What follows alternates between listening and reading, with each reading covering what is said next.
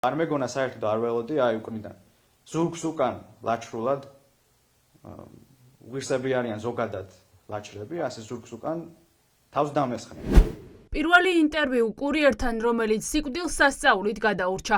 დავით დვალიშვილი გვიან ღამით არასრულწლოვნება ყაზბეგის გამზირზე სასტიკად სცემეს. ანგარიშწორებას კი დაჯგუფება ტელეფონით იღებდა. დვალიშვილი ამბობს, რომ მისი ცემა იმის გამო დაიწყეს, რომ შეკვეთის ადგილზე მიტანის შემდეგ ტელეფონზე დარეკა. სავარაუდოდ მოძალადეები ფიქრობდნენ, რომ კურიერი პოლიციაში რეკავდა. როდესაც საუბრობდი ტელეფონში, მოვიდნენ უკვე და შენ ვის ურეკავობა, შენ დაგვასმინე ხო ახლა აქ. ანუ ჩავიშვი ესეც ახსენეს ასეთი სიტყვა. შუბლამდე სულ აი ხორცი აქ. კანი საერთოდ. ცხვირი გატეხილი ხარი საკმაოდ რთულად. ბოლომდე ვერც ამოძრავდა. ფეხებზეც აქ სულ სახსრები ყველაფერი. ასფალტზე თავის დარტყმა მრავალჯერ შემდეგ. უშტები შეძლებთ მათ ამოცნობას? დიახ, ფოტოები რაც ვნახე ძირითადად თუ არა ყველანი დიახ, ამოვიცანი ფოტოები რაც ვნახე. ძალადობაში მონაწილეობას სავარაუდოდ 5 არასრულწლოვანი იღებდა. ყველა მათგანი ამ დრომდე თავისუფლებაზეა. არადა პოლიციის ხელშია სამეთვალყურეო კამერების ჩანაწერები, მოწმეების ჩვენებები. დაზარალებულმა კი რამდენიმე თავდამსხმელის ამოცნობა თავად მოახერხა.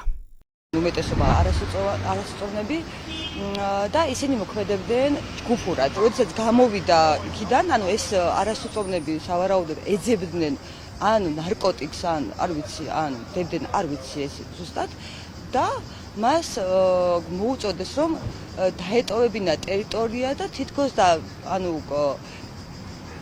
შარზე იყვნენ და ეუბნებოდნენ თითქოს და პოლიციაში რეკავდა. მოახერხა ამოცნობა არასწორნების, თუმცა ამ ეტაპზე არც ერთი პირი არ არის დაკავებული. გამოძიება დაწყებული ძალადობით, თუმცა ვფიქრობ, რომ უნდა გადაკვალიფიცირდეს უფრო მეტად ძიმე მუხლებში.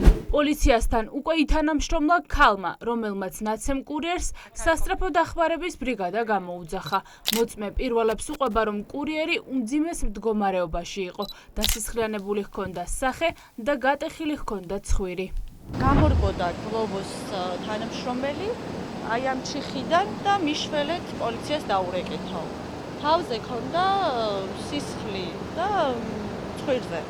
და რა მოხდა თქო და არასრულწლოვნები დამესხა თავს და მცემესო. 5 თუ 6-ნი იყვნენ, არ ძალიან ბევრი იყვნენ, იქით გაიქცნენ და არაფერს არ იძახდა ეს მჭერთი პოლიციას დაურეკეთა სასწრაფოსო. მე ვიდეოს მიღებნენო თუ რაღაცას და ცემის დროს? ცემის დროსო ვიდეოს მიღებდნენ და მე მეც ვუღებდიო ვიდეოსო და ტელეფონი წამართვესო, გაიქცნენო და ის ტელეფონი არ ვიცი აქ დაუგდეს სადღაც. გაგარინის პოლიციაში გამოკითხვების სერია გვიან ღამემდე გრძელდებოდა. გამოიკითხა ანგარიშწორების არაერთი მოწმე, თუმცა ამის მიუხედავად პოლიცია ამბობს, რომ სჭირდებათ დრო იმისთვის, რომ ვინმე დააკავონ. რა დროც ჭირდება ამოცნობას უნდა დაერო. თქვენ ცდილობთ, რომ ყველაფერი უცებ რაღაცა ასუხები მივიღოთ, კამერების ჩანაწერები უკვე არსებობს. თქვენ ამოგიღეთ ეს კამერების ჩანაწერები და იდენტიფიცირება. თქვენმა კოლეგებმა ამოიღეს უკვე და იდენტიფიცირება. ხო და დაელოდეთ მაგას გეუბნები გამოძიებას. ყველა კითხვაზე იქნება პასუხი აბსოლუტურად გაცემა. რამდენი უნდა დაველოდოთ, ხომ და იცოდეს საზოგადოება თავად ყველა კითხვაზე მიიღეთ პასუხს. თავად დაზარალებულმა ხომ და თქვენ გნებავთ კითხვებზე პასუხის მიღება? ყველა კითხვაზე მიიღეთ პასუხს. დაელოდეთ გამოძიების შედეგი. შინაგან საქმეთა სამინისტრომ მომხდარზე გამოძიება 126 მუხლით დაიწყო, რაც ჯგუფურ ძალადობას გულისხმობს. ახლა საინტერესოა, დააკავებენ თუ არა ჯგუფის წევრებს, რომლებმაც კურიერი უმოწყალოდ სცემეს.